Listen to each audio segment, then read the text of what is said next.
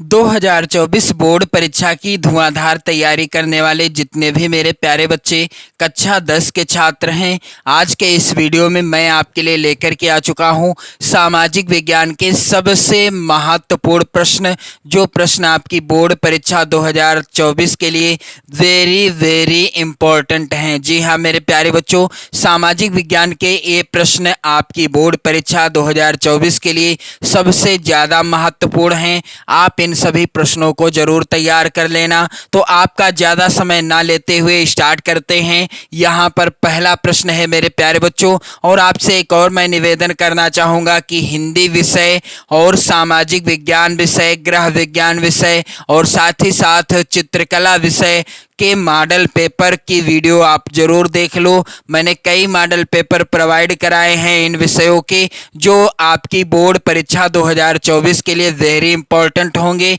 और साथ ही साथ आप यदि चैनल पर नए हैं तो चैनल को सब्सक्राइब कर लेना, वीडियो को लाइक कर देना और शेयर कर देना। तो मेरे प्यारे बच्चों, यहाँ पर पहला प्रश्न है, भारत की कितनी जनसंख्या कृषि कार्य में लगी हुई है? विकल्प इस प्रकार से हैं। पहला विकल्प है आधी, दूसरा विकल्प है 1/3, तीसरा विकल्प है 2/3, चौथा विकल्प है 1/4। तो भारत की कितनी जनसंख्या कृषि कार्य में लगी हुई है, इसका उत्तर क्या होगा मेरे प्यारे बच्चों? भारत की 2/3 जनसंख्या जो है वह कृषि कार्य में लगी हुई है। कितनी जनसंख्या? 2/3 जनसंख्या भारत की कृषि के कार्य में लगी हुई है। अगला प्रश्न है, यहाँ पर आप लोग ध्यान देंगे, वेरी इंपॉर्टेंट प्रश्न है, वह रेशेदार फसल जिसे सुनहरा रेशा कहते हैं। दिए गए विकल्पों में से वह रेशेदार फसल कौन सी है जिसे सुनहरा रेशा भी कहा जाता है? विकल्प इस प्रकार से हैं मेरे प्यारे बच्चों। पहला विकल्प है जूट, दूसरा विकल्प है रेशम, तीसरा विकल्प है सन और चौथा विकल्प है कपास। तो वह रेशेदार फसल जिसे सुनहरा रेशा कहते हैं, क्या हो जाएगा उत्तर? यहाँ पर आप लोग ध्यान देंगे, इस प्रश्न का उत्तर हो जाएगा जूट। यानी जूट वह फसल है, रेशेदार फसल है जिसे सुनहरा रेशा भी कहा जाता है। अगला प्रश्न है, यहाँ पर आप लोग ध्यान देंगे, निम्न में से किस फसल का मूल स्थान भारत को माना जाता है? दिए गए विकल्पों में से कौन सी फसल है जो कि मूल रूप से भारत की ही देन है? विकल्प है पहला रबड़, दूसरा है कॉफी, तीसरा विकल्प है चाय और चौथा विकल्प है कपास। तो निम्न में से किस फसल का मूल स्थान जो है भारत को माना जाता है? उत्तर हो जाएगा कपास।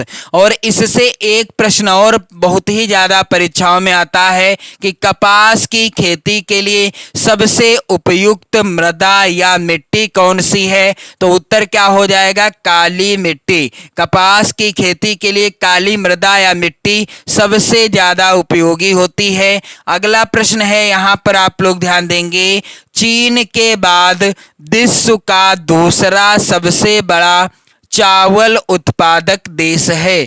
दिए गए विकल्पों में से कौन सा देश है जो चीन के बाद विश्व का दूसरा सबसे बड़ा चावल उत्पादक देश है? चीन का स्थान क्या है विश्व में? पहला स्थान है। और दूसरा देश कौन सा है जो विश्व में चावल उत्पादन में अपना दूसरा स्थान रखता है? पहला विकल्प है म्यांमार, दूसरा विकल्प है थाईलैंड, तीसरा विकल्प है भारत और चौथा है विकल्प, यहाँ पर आप लोग ध्यान देंगे, इंडोनेशिया। तो चीन के बाद विश्व का दूसरा सबसे बड़ा चावल उत्पादक देश कौन सा है? हमारा भारतवर्ष है। यहाँ पर सही उत्तर क्या हो जाएगा? भारत हो जाएगा।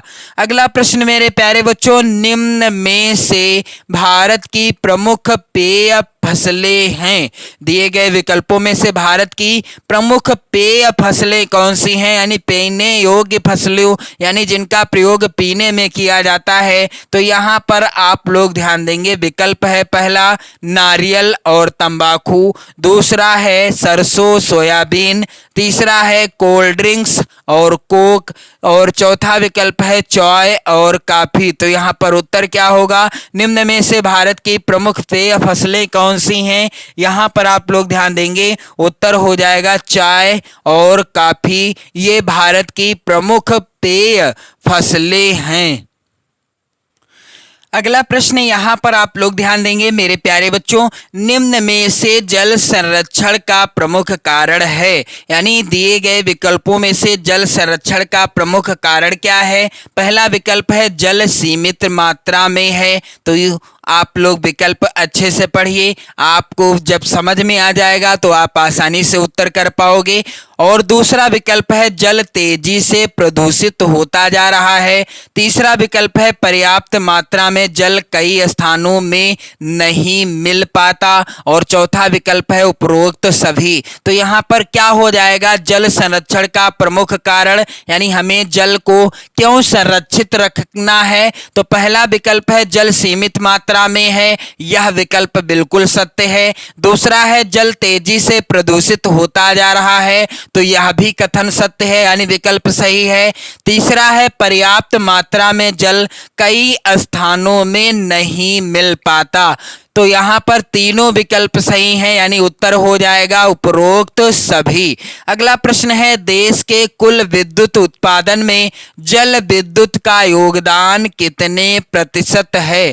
पहला है विकल्प 18%, दूसरा है 20%, तीसरा है 22% और चौथा है 25%। तो आप लोग ध्यान देंगे कि देश के कुल विद्युत उत्पादन में जल विद्युत का योगदान कितने प्रतिशत है? इसका उत्तर क्या होगा मेरे प्यारे बच्चों? आप लोग ध्यान दीजिएगा, इस प्रश्न का उत्तर हो जाएगा कितने प्रतिशत?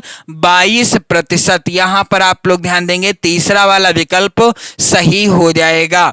अगला प्रश्न है पृथ्वी के धरातल का कितना प्रतिशत भाग जलावृत है? अर्थात पृथ्वी पर कितना जो है धरातल है जो कि जलावृत है? यहाँ पर उत्तर होगा लगभग आधा, दूसरा विकल्प लगभग 3/4, तीसरा विकल्प लगभग 1/4 और चौथा विकल्प लगभग 2/3।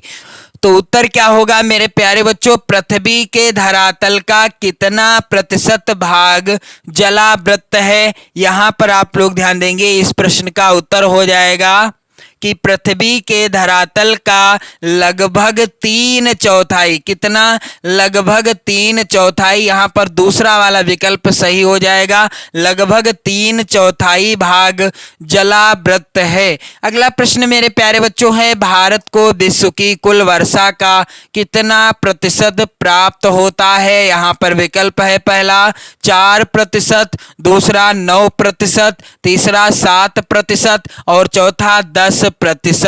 तो भारत को विश्व की कुल वर्षा का कितना प्रतिशत भाग प्राप्त होता है? उत्तर हो जाएगा 4%। कितने प्रतिशत? 4% राइट आंसर है। इसके बाद मेरे प्यारे बच्चों आप लोग ध्यान देंगे, अगला जो प्रश्न है वेरी इंपॉर्टेंट है, निम्न में से बहुउद्देशीय परियोजना का लाभ कौन सा है? दिए गए विकल्पों में से बहुउद्देशीय परियोजना का लाभ कौन सा है? पहला है विकल्प नहरें निकालकर भूमि को सिंचित करना, दूसरा विकल्प है जल विद्युत का निर्माण करना, तीसरा विकल्प है बाढ़ पर नियंत्रण करना, चौथा विकल्प है उपरोक्त सभी। तो निम्न में से बहुउद्देशीय परियोजना का लाभ क्या है? नहरें निकालकर भूमि को सिंचित करना, यह कथन सही है, यानी विकल्प सही है। दूसरा है जल विद्युत का निर्माण करना, तो यह भी सही है।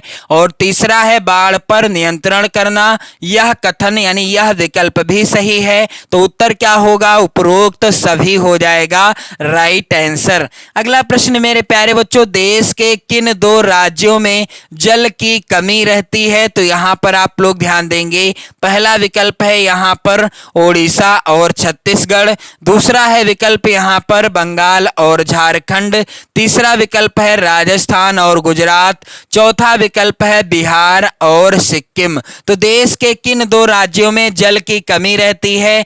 देश के किन दो राज्यों में जो है जल की कमी रहती है? तो उत्तर हो जाएगा यहां पर राजस्थान और गुजरात राज्यों में पीने योग्य जल की कमी रहती है। अगला है प्रश्न, यहाँ पर आप लोग ध्यान देंगे, बांस ड्रिप सिंचाई प्रणाली भारत के किस राज्य में प्रचलित है? तो यहाँ पर आप लोग ध्यान देंगे, पहला है विकल्प मेघालय, दूसरा विकल्प है मिजोरम, तीसरा विकल्प है त्रिपुरा और चौथा विकल्प है केरल। तो बांस ड्रिप सिंचाई प्रणाली भारत के किस राज्य में प्रचलित है? इसका राइट आंसर क्या होगा मेरे प्यारे बच्चों? इसका राइट आंसर हो जाएगा मेघालय। यहां पर आप देखेंगे पहला विकल्प सही हो जाएगा।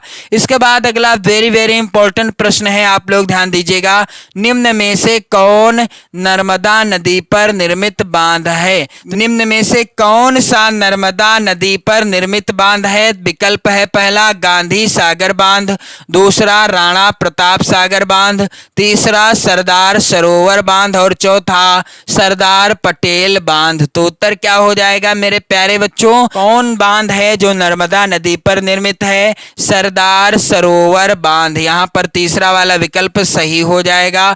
अगला प्रश्न मेरे प्यारे बच्चों वेरी वेरी इंपॉर्टेंट है, छत वर्षा जल संग्रहण की टाका विधि देश के किस राज्य से संबंधित है? तो यहाँ पर आप लोग ध्यान देंगे, उत्तर क्या हो जाएगा इस प्रश्न का? पहला है विकल्प मेघालय, दूसरा है विकल्प कर्नाटक, तीसरा विकल्प है तमिलनाडु और चौथा विकल्प है यहाँ पर राजस्थान। तो छत वर्षा जल संग्रहण की टाका विधि किस देश या किस राज्य में संबंधित है या किस राज्य से संबंधित है? तो इसका उत्तर क्या होगा आप लोग ध्यान दीजिएगा मेरे प्यारे बच्चों, छत वर्षा जल संग्रहण की टाका विधि किस देश से या किस राज्य से संबंधित है? उत्तर हो जाएगा राजस्थान। इसके बाद मेरे प्यारे बच्चों अगला प्रश्न है, सलाल बांध किस नदी पर बना है? तो विकल्प है पहला महानदी, दूसरा है चिनाब, तीसरा विकल्प है सतलज और चौथा विकल्प है कृष्णा। तो आप सभी को मैं बताना चाहता हूं कि सलाल बांध जो है किस नदी पर बना है? चिनाब नदी पर बना है। और आप सभी लोग ध्यान दीजिएगा कि जितने भी मेरे प्यारे बच्चे कक्षा 10 के विद्यार्थी हैं, आप लोग प्रश्नों से संबंधित वीडियो देख सकते हैं और अपनी बोर्ड परीक्षा की बेहतर तैयारी भी कर सकते हो। तो पढ़ते रहें, मस्त रहें, स्वस्थ रहें। जय हिंद।